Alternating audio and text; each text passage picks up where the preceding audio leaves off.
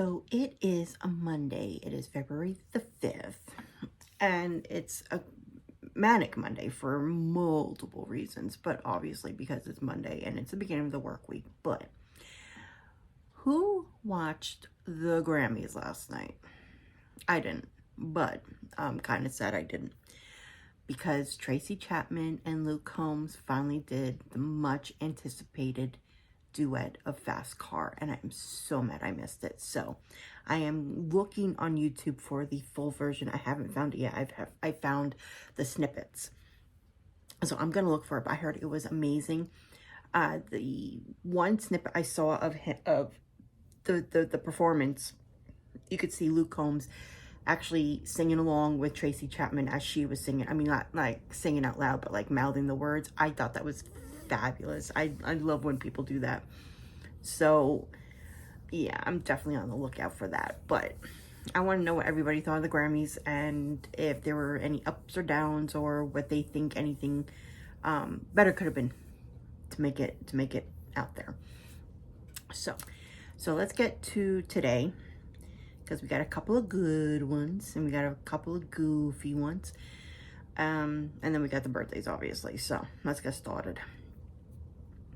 We are starting off strong here with National Chocolate Fondue Day. Oh my God, I love me some chocolate fondue. If you put that in front of me, you give me some bananas, some strawberries, and some marshmallows, and just walk away. Don't bother me. Maybe even a graham cracker, but don't touch anything that's in front of me. I will hack your arm off. I should go get me a chocolate fondue machine right now. It is National Shower with a Friend Day. Okay, here we go. Get your minds out of the gutters. I know what you're thinking. Tired of the polar vortex? Heat things up on National Shower with a Friend Day. Note, this day started innocently enough when a Colorado company called New Wave Enviro encouraged people to take showers with a friend, meaning its all new shower filter. Their reasoning? According to the company, your body absorbs more chlorine through the skin and lungs while showering than while drinking tap water. And who are we to disagree?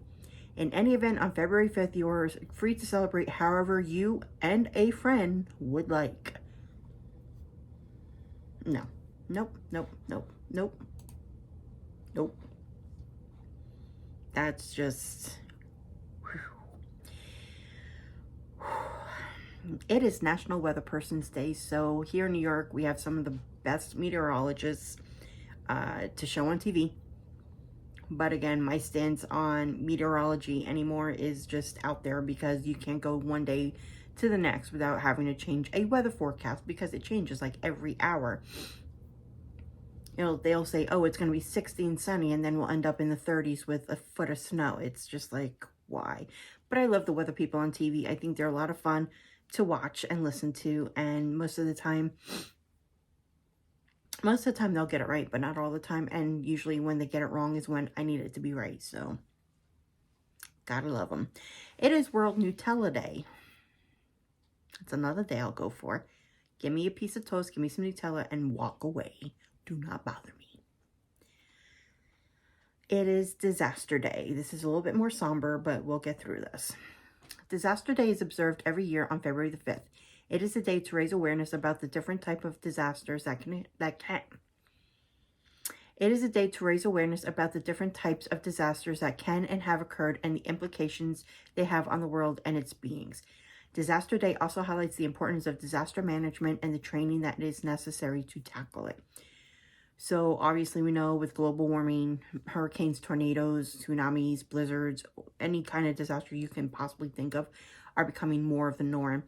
And the problem is that when we know that these things are coming, well, not tornadoes so much, but when we know that something is about to occur and we're told to get out to someplace safe, if you live on the coast, go more inland, try to get somewhere a little higher up, whatever the case may be. You have people that are dumb enough to stay behind or dumb enough to leave their animals behind, and then you got all these people who have to risk their lives to rescue them. Well, you know, some people say, well, we don't have any place to go, we have no way to get out there. Well, there's plenty of help. You just call the Red Cross, you call family members, you call friends, you call a taxi. You know, just, you have to keep in mind that not only are you putting your lives and your own lives in danger, but you're putting the people who have to come out and rescue in danger. I mean, think back to all the big hurricanes that we had in the past couple of decades, and all the people that have died because they stayed behind, or all the people who've died because they had to go out and rescue people and ended up, you know, pretty much coming to their own demise. And it's just not a good thing. So if you live in a tornado prone area and you hear the sirens, get to safety. If they're saying that a hurricane is coming or a big snowstorm and they're saying get to someplace more safe or be prepared, be prepared. That's simple. Today is the Feast of St. Agatha. The Feast of St. Agatha is on February the 5th. It serves as a symbol of hope for breast cancer survivors, SA victims, and wet nurses. She is also considered a strong intercessor for severe burn victims. So there's a little snippet here. Why Feast on St. Agatha is important. And one, it's an inspiration to all. St. Agatha is an inspiration to survivors around the world, especially women. Her story gives hope during troubling times, and it highlights crimes against women. The story of Agatha is perhaps more important than ever today.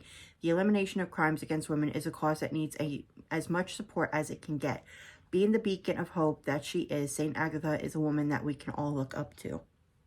A lot of information on St. Agatha, and it's something that you should probably really look up on. I'm trying to find something that I can just put into context, but there is just so much written here. She was actually, says here, one of the most highly venerated virgin martyrs of Christian antiquity. Agatha was put to death during the Declan persecution in Catania, Sicily, for her determined profession of faith. So yeah, she was devoutly religious and actually was ostracized because she did not want to marry and be a wife. So we know that crimes against women is a worldwide problem, and it's just getting worse and worse every day. We have, like I said, we have SA, we have domestic abuse, we have forced marriages, we have, how can I put it politely, there's still female circumcision going on in third world countries where it's still allowed by their law. And St. Agatha is supposed to be a way to try to heal all those, especially women who've suffered from all this. And she's something that should be read up on. I've never heard of this. This is my first time today when I was going through this, and I think that her story needs to be told more, and I think she needs to be revered more, and I think she needs to show up in cancer treatment facilities or cancer wings of hospitals. I think that hospitals need to start having wings where women and men need to go to have privacy when they are SA'd. And I don't think there's enough being done to try to prevent this. So yeah, I think this is going to be one important day we're going to have to look after. Okay, so on a lighter note, it is International Clash Day. International Clash Day is on February 5th unless the date falls on a Saturday or Sunday. It is never celebrated on a weekend, and this year it takes place on a Monday. We owe music's evolution post 1977 to the punk rock music band The Clash. The band had an extraordinary influence on reggae, pop, disco, punk, rock, rap, and even world music. International Clash Day is celebrated once a year, but messages conveyed through their music will live on forever. So there you go. It is Leo Day, so if your name is Leo, happy day for you. It's your day. Do I really have to do this one? Oh, my Lord.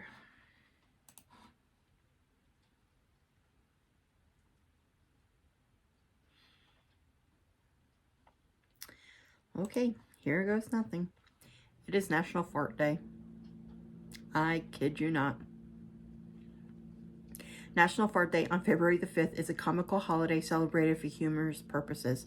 There are many similar holidays in the U.S., one on January 7th, specifically known as National Pass Gas Day, and others on February 5th, March 5th, and July 31st, including Fart Out Loud Day. Why are there holidays like this? Did we do this on January the 7th? I'm going to have to go back and look. Farting is generally considered inappropriate and a violation of the concept of etiquette, but did you know that farting has led to full-on fights and battles in history? You know what? No, I don't even know what kind of battles and why. First of all, let's go back. Let me see if I can find my other video. So, how many of you were going to point out to me that yesterday was Dry Bean and National Bean Day, and it just happened to be Mr. Bean, aka Rowan Atkinson's birthday?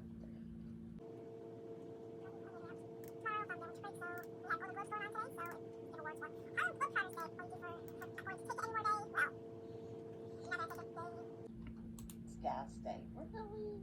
You have a date for that? Well, considering yesterday was Bean Day. Yeah, we did it. Because January 6th was Bean Day and January 7th was Pass Gas Day. Wow. Okay, enough said. I submit. Oh boy. In the UK, they have National Sickie Day. The first Monday of every February is when most workers are likely to call in sick.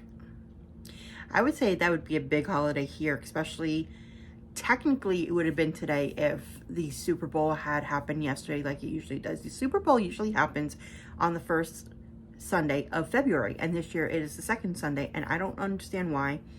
I don't follow football, so I don't know this. Maybe if it's the scheduling, or maybe there's just something in the inner offices. I have no idea, but for some reason it is the second Sunday this year instead of the first, where, you know, usually it's the following Monday that people are calling out because they're hungover, or they ate too much and got sick, or they're pissed off because their team lost, or they're pissed off because they lost a lot of money in any betting arenas that they were in.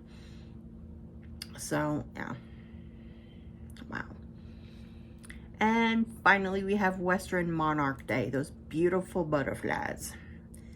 Western Monarch Day on February 5th is transporting us via the flutter of brightly colored wings into another more beautiful plane. This day was established to celebrate the monarch butterfly's epic, almost 3,000-mile-long return back to California from all over the western U.S. as a part of their seasonal migration. A huge tourist draw, butterfly migration season sees countless visitors make their way to parks and areas where these winged insects collect. The creature is never limited to one place, but this day is specifically about their return to the California coast. It is crucial that they return, as the monarch butterfly is terrifyingly decreasing in numbers. So they are gorgeous creatures, that I will give you. I think part of the problem is that climate is a big problem, and the fact that along with the fact that there's so much chopping down of forests and plants that animals and insects need to survive, this is just another casualty. So my grandmother used to have a huge, beautiful butterfly tree in her backyard, and we had butterflies every year, and it was beautiful. And my mom had one last year. It was just covered in butterflies and hummingbirds, and it was the best thing ever. So hopefully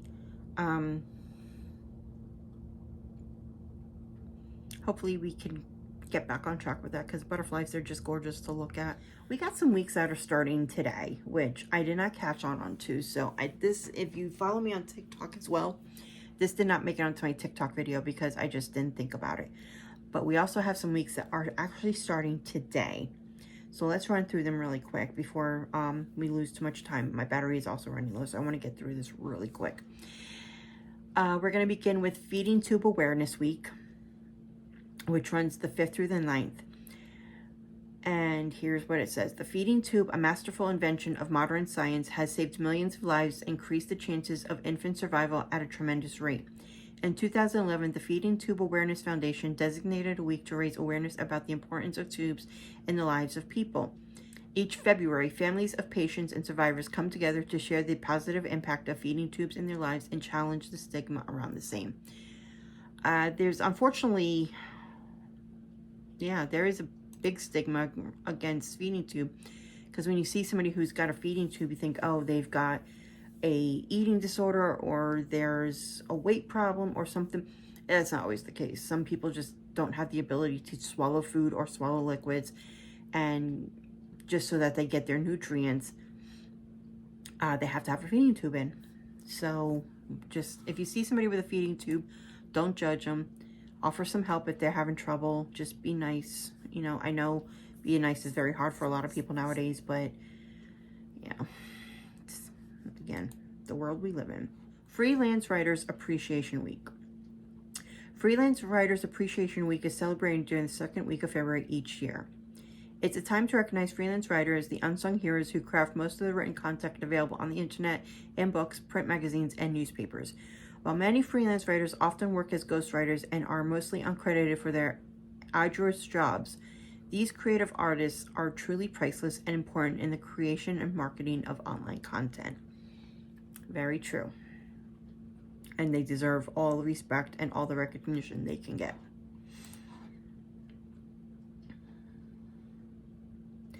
Heart Failure Awareness Week. So obviously February is Heart Month, Heart Awareness Month, Love Month, all that. February 5th through the 11th is specifically set aside for Heart Failure Awareness Week.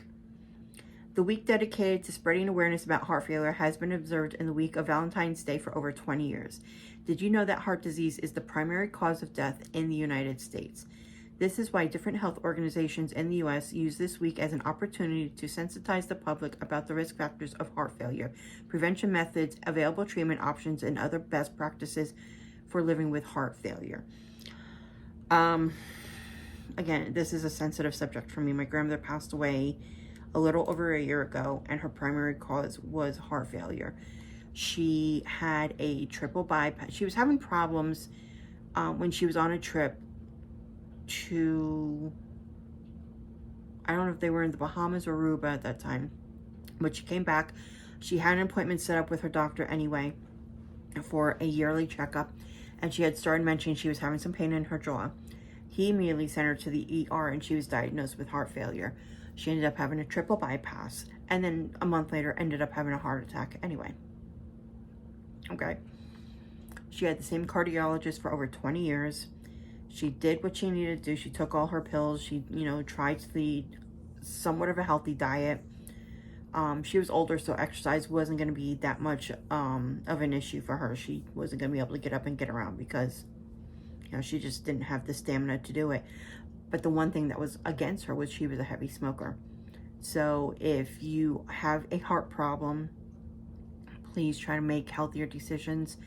Heart problems do run rampant. Heart problems do run rampant in my family. So I am probably going to start taking better care of my heart in the next few years, as far as regular doctor's appointments, and maybe get a cardiologist for a yearly checkup just to make sure that I'm good to go. I know I could probably, well, I shouldn't say probably, I know I could stand to lose a few pounds. So it's just a matter of, are you willing to sacrifice this, that, or the other to make your heart last longer and stay with your family more? So that's what everybody should be thinking about this week. National School Counseling Week. This is so important anymore for various reasons. National School Counseling Week is observed from February 5th to 9th this year. It is always observed during the first full week of February. This 5-day week takes place every year to bring to the public's notice the priceless contribution of school counselors in the U.S. Sponsored by the American School Counselor Association, or ASCA, National School Counseling Week highlights the significant impact the school counselors have in aiding students during their school years, such as assisting with college and scholarship applications and also their careers. Well, that's not always just the case. There's we have the counseling in place for various reasons. Obviously, to help students get through their courses and start, figuring out college and whatnot. But they also tend to help with personal issues, home issues, bullying issues, and anything of that sort. If they're failing, they try to give them a little kick in the pants. I had one of the best counselors in my high school. I don't believe he's with us anymore, but he was such a gem. He was so sweet, and he always looked after me because he knew I was having a hard time in school. So, he did what he had to do, and like I said, he was a sweet man, and I probably wouldn't have been able to get through high school without at least some of his help. There's a few teachers that helped me along the way too, but he was up there with helping me out. Finally, we have Pride in Food Service Week. Pride in Food Service Week is observed annually starting from the first Monday in February. This year, it takes place from the 5th to the 9th. In a tradition initiated by the Association of Nutrition and Food Service Professionals to honor and recognize food and nutrition professionals and other members of nutrition services teams for their hard work and dedication to their job. So we're talking nutrition therapists, doctors. We should also look at the fact that the people who make the food, who serve the food. So there's a lot that goes into this, and we have to be mindful that it is a hard job. No matter what job in the food industry you have, it is a very hard job. So we need to appreciate them, because if it's somebody who's trying to make your diet better because you are sick, or because, again, heart failure awareness week, a nutritionist will usually tell you, you need to do this, you need to do that, eat this, eat that, don't eat this, don't eat that. And sometimes they have the hardest patients in the world, because it means they have to drop certain foods that they love and they don't want to, but the nutritionist is there to tell you, you need to. So just be mindful, because they do work hard. I really don't want to do the first two. Today, February 5th, the birthdays are as follows. You ready for this? Cristiano Ronaldo, world-renowned soccer player, is celebrating a birthday today. And my husband's infatuated with him. Granted, why I didn't want to say his name. And soccer player Neymar is also celebrating a birthday today. So, with that out of the way, singer Bobby Brown is celebrating a birthday today. TV actor Darren Criss is celebrating a birthday today. TV actor Jeremy Sumpter is celebrating a birthday today. Movie actor Michael Sheen is celebrating a birthday. Davis Cleveland, TV actor, celebrating a birthday. Bassist Duff McKagan, you may know him from Guns N' Roses and Velvet Revolver. Is that the name of the band? That's where he's from. He's celebrating a birthday today.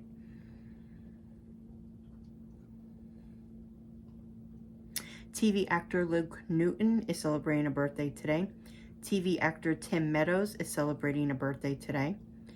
Movie actor Henry Golding celebrating a birthday today.